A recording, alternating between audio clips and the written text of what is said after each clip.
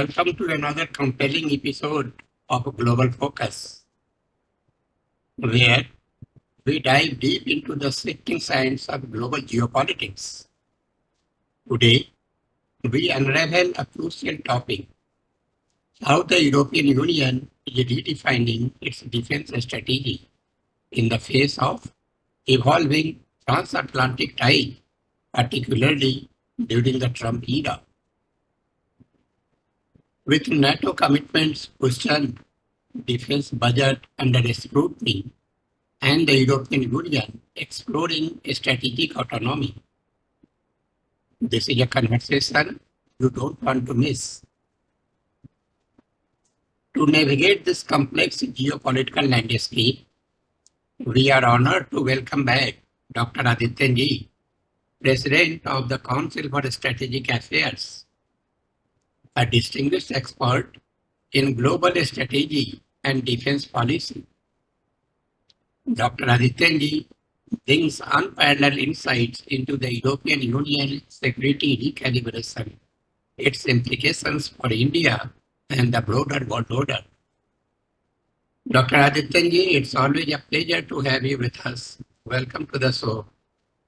Thank you very much indeed, Mr. Sinha. I'm pleased to be back on Global Focus platform and hope we have a meaningful conversation today. Thank you so much, sir. So just moving to my first question to you, how did the Trump administration America First policy impact European security dynamics? I think when we talk about Trump administration's effect, are we talking about Trump administration 1.0 or 2.0? Because there's a 4-year gap between the two. Yeah. No, this is Trump 2.0 actually, because this is the current presidency that we are more concerned about. Yeah. Trump 2.0 has been in power since January 21st, and today is March 15, so we are almost 55 days. Yeah. And compared to Trump 1.0 administration, this regime is in a big hurry with new plans being unraveled. In 1.0 administration, there was a demand that all the NATO countries raise up their defense expenditure at 2% level of the GDP, as was the NATO guideline.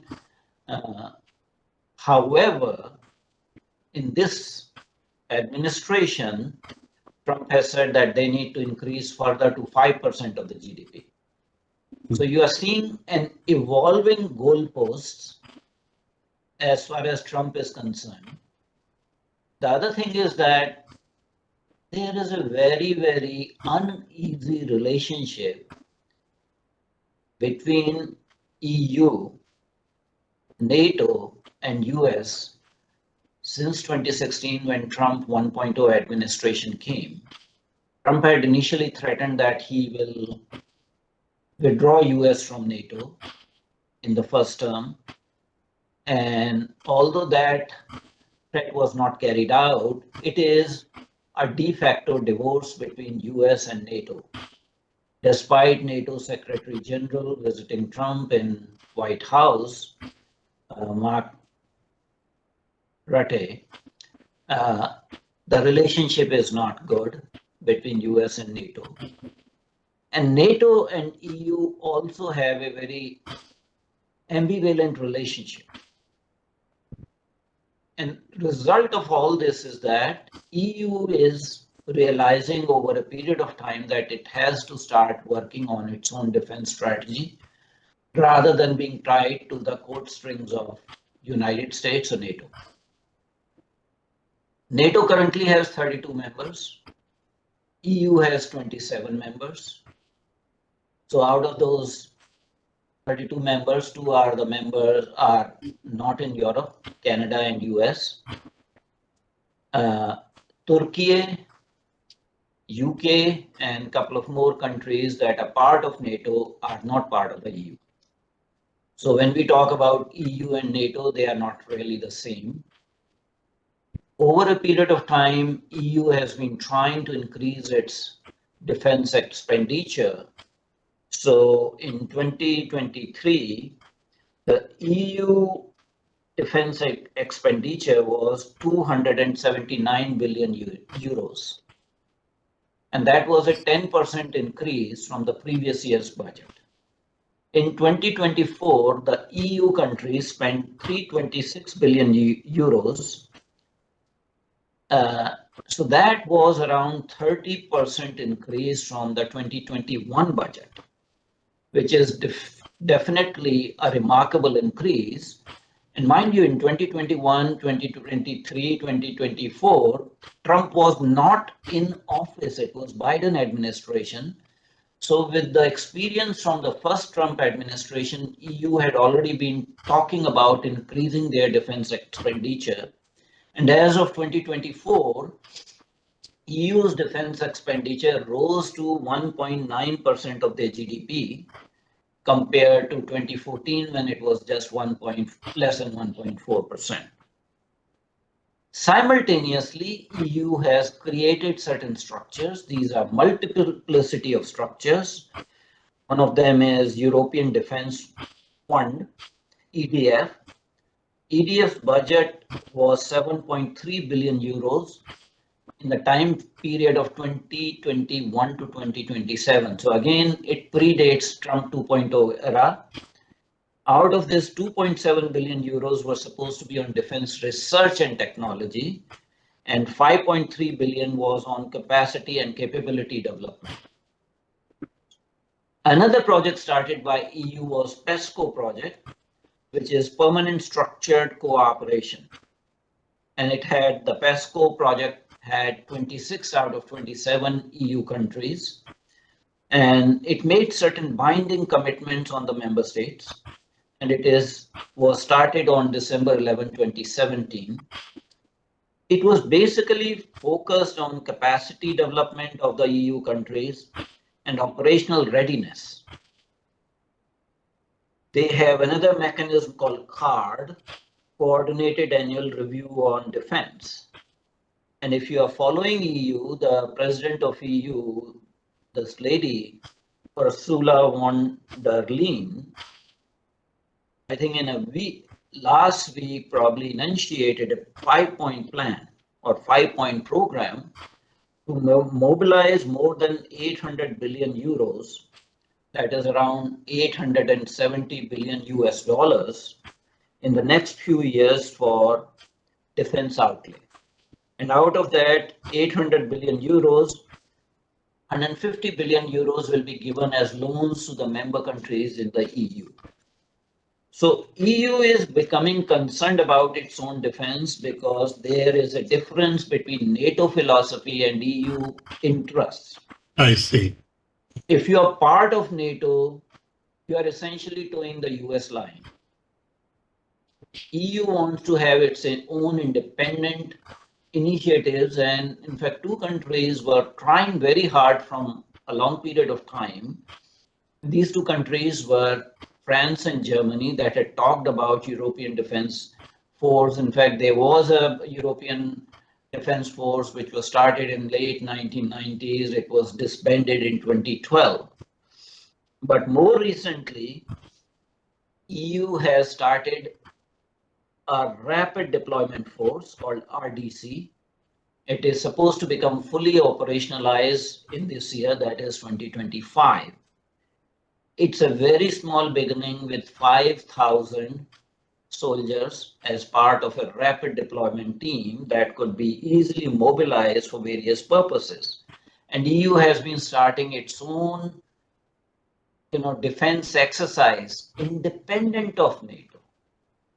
So in this era, when relationship between US and NATO is strained, relationship between US and European Union are strained, you are going to see EU countries taking somewhat independent stance as far as European defense is concerned.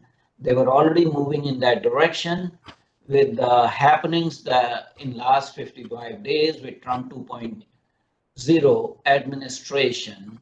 I think it's a kind of sort of eureka movement for the EU that they cannot rely anymore on US patronage and US umbrella for Yeah. protection given through NATO.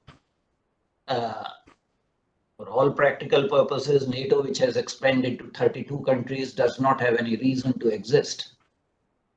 It should have been disbanded, it was expanded, it created more security problems for the Europe by dangling a carrot of membership to Ukraine. Europe and NATO invited the trouble in the form of Ukraine-Russia war that started more than 3 years ago, is in the fourth year, and it is very difficult to bring the genie back into the bottle because Europe's political map has already been changed.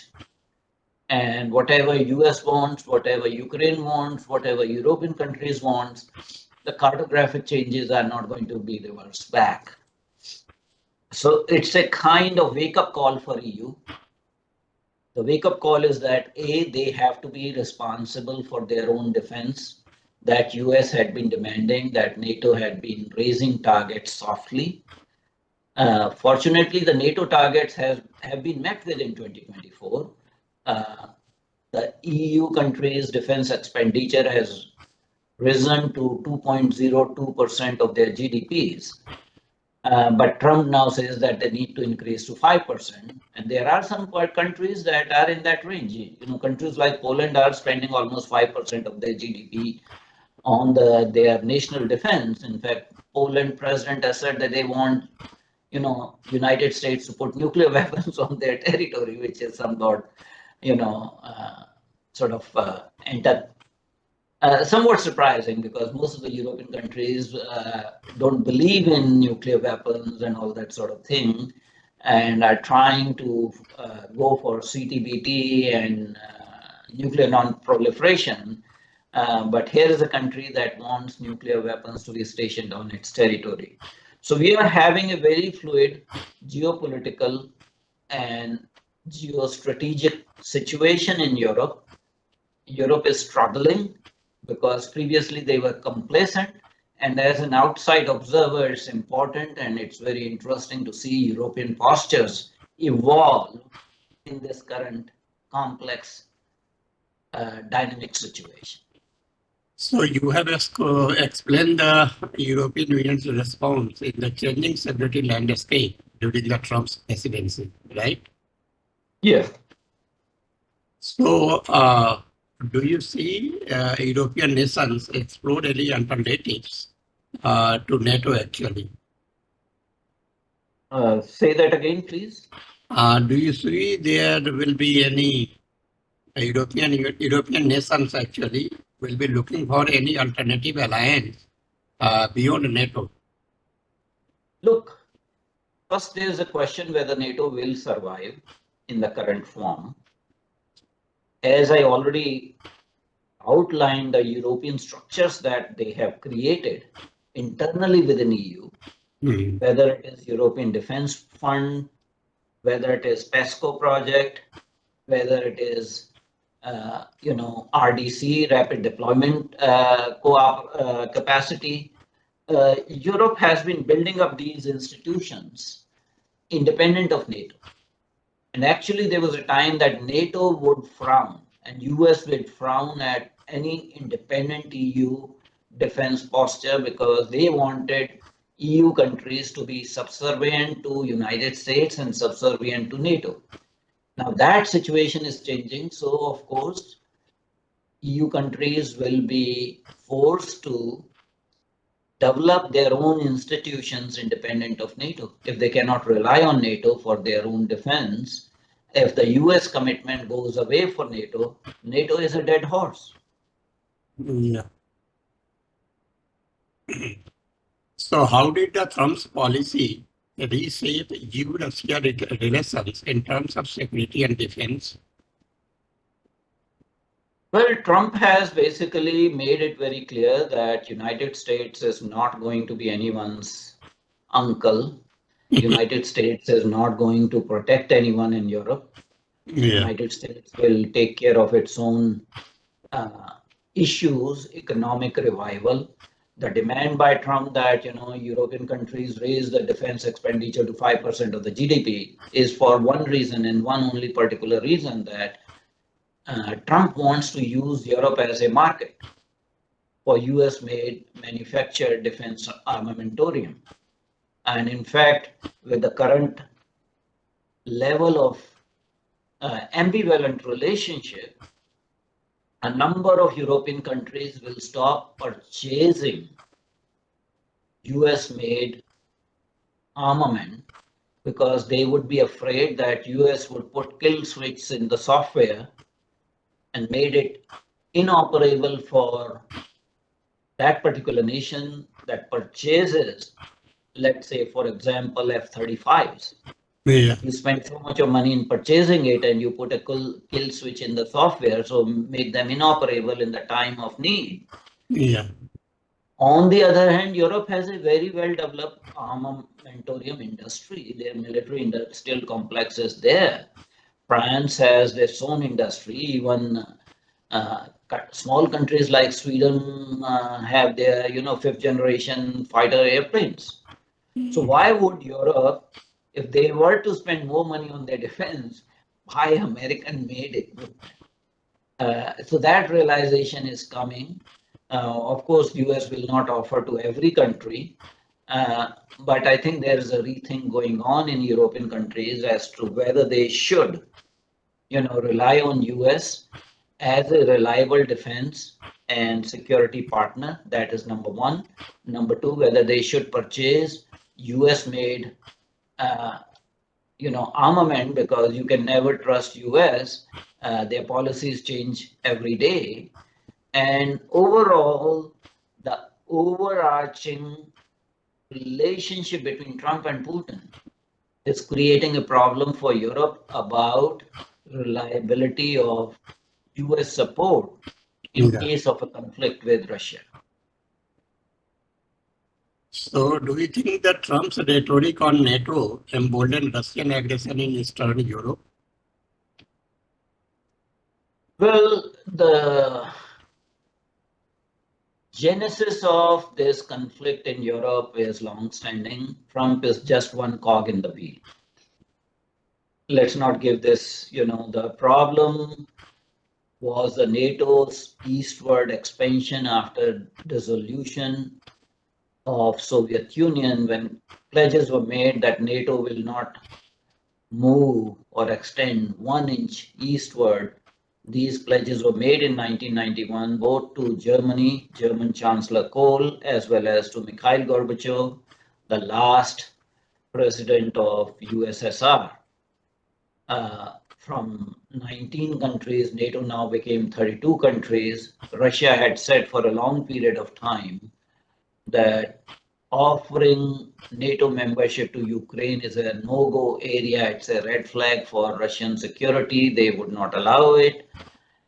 So if you are doing things surreptitiously, US, NATO, and EU in cahoots with each other, trying to contain Russian Federation, it led to this outcome. It's not just Trump. So let's not give him more importance than it is due. There's a historical basis. There are historical grievances of Russian Federation. In 2014, Russia took over Crimea, Crimean Peninsula.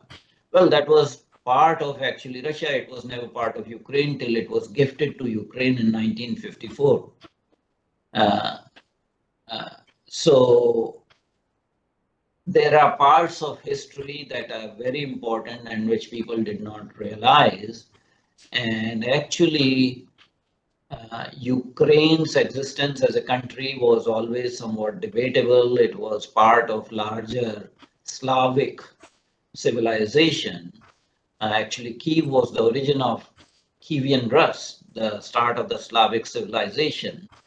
And there were things done, CIA-inspired coup in 2014, in which Viktor Yanukovych, democratically elected president of Ukraine, who was somewhat pro-Russia, was forced to abdicate the position and flee to Russia by a coup called Maidan Revolution, for which I think $5 billion were spent by CIA, and some telephone calls of Victoria Nuland and George Piat, the US ambassador to Ukraine at that point in time, were taped and revealed.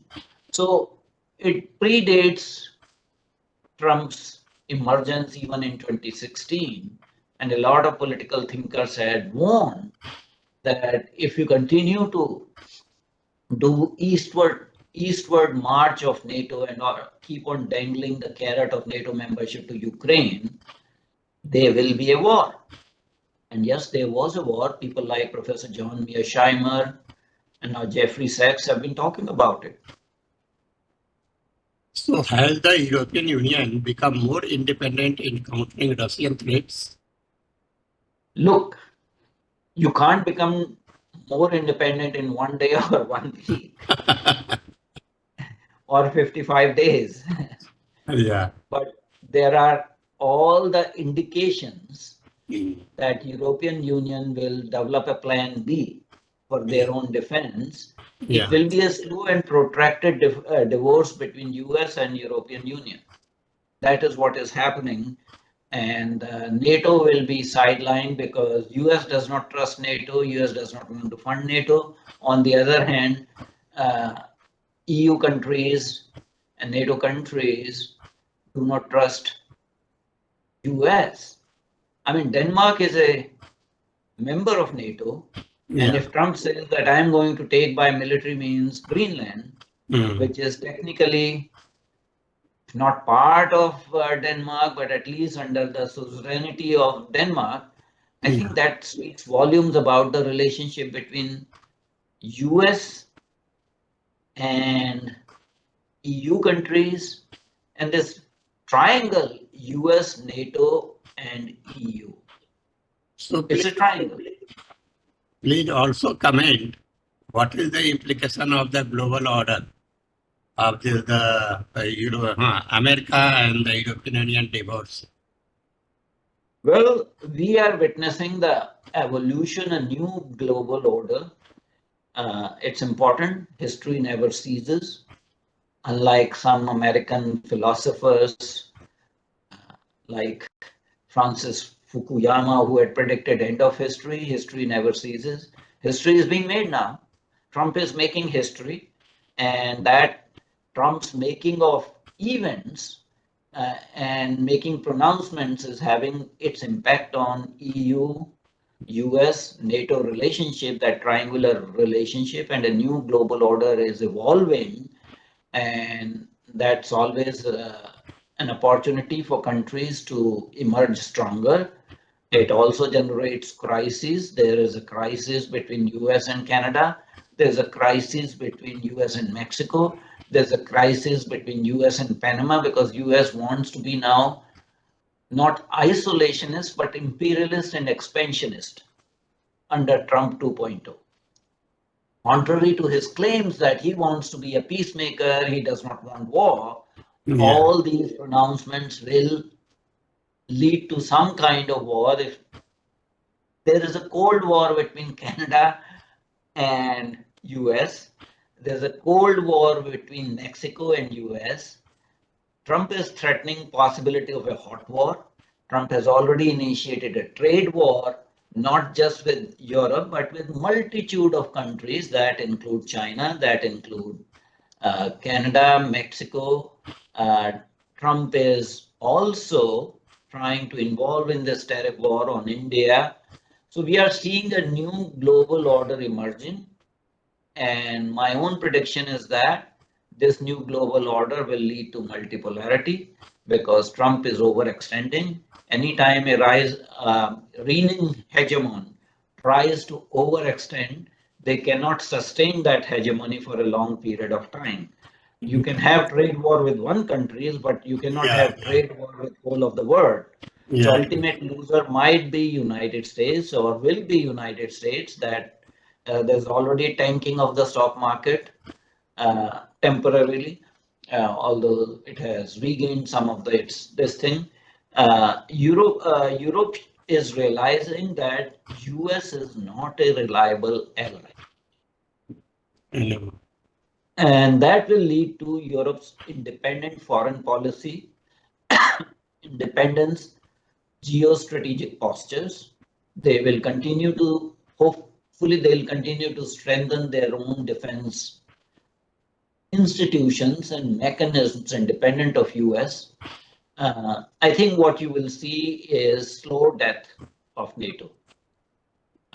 Nobody will shed tears for death of NATO, but nobody is going to kill it actively. So you will see a slow death of NATO.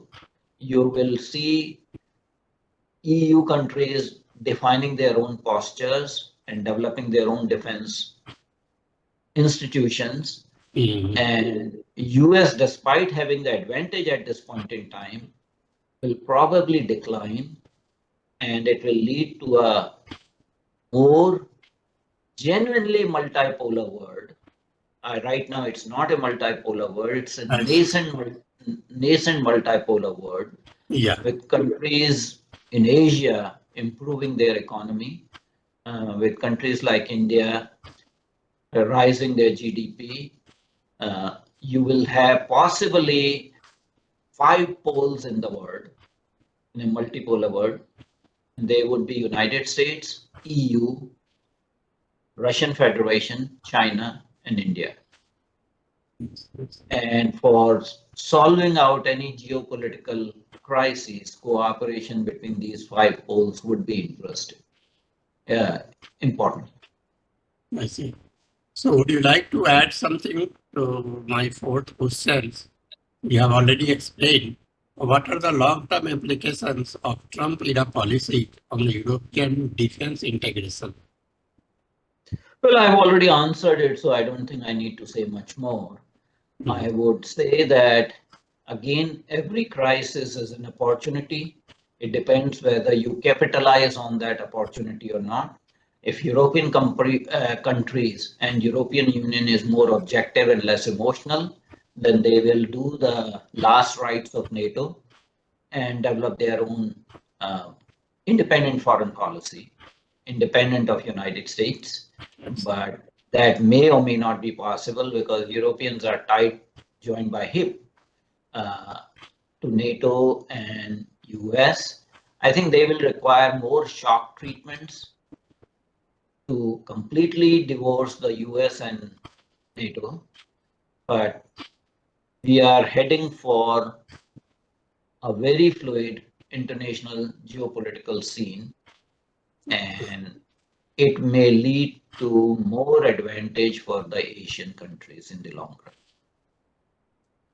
So that was all for today, actually.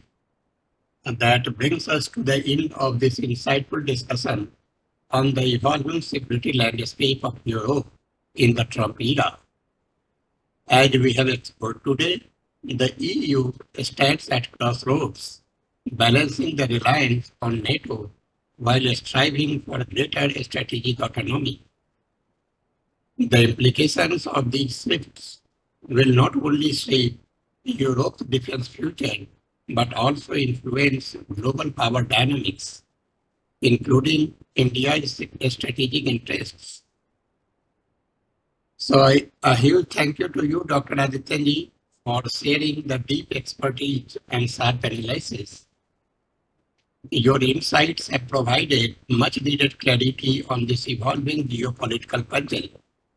And to our audience, thank you for tuning in. If you found this episode valuable, don't forget to like, share, and subscribe to Global Focus. Stay informed. Yes. Thank you very much indeed, Mr. Sinha, for inviting me on Global Focus. My parting message is that it is very ironical that the two sides we are discussing, European Union and European countries and United States, both are part of colonial world. Both have participated in colonization. US government has always said that we don't covet anybody's territory, but yes, they are coveting somebody's territory in 21st century, whether that is Canada, whether that is Mexico, whether that is Panama, whether that is Greenland. And if we dig back into the history, in 18th and 19th century, United States was the main colonizer in North as well as South American continents. Yes. The Union of USA started only with 13 states. How come it became 50 states? Not everyone merged out of free will. There were trade wars, there were hot wars. The states of California, New Mexico, Texas, Arizona, they were acquired from Mexico after Treaty of Guadalupe, which was one-sided treaty, Mexico having lost the war. All kinds of machinations were used to acquire territory, and United States still has in occupation the Commonwealth of Puerto Rico without giving it either statehood or independence. So you are talking about a colonial country trying to colonize maybe other American countries in the North American and South American continent.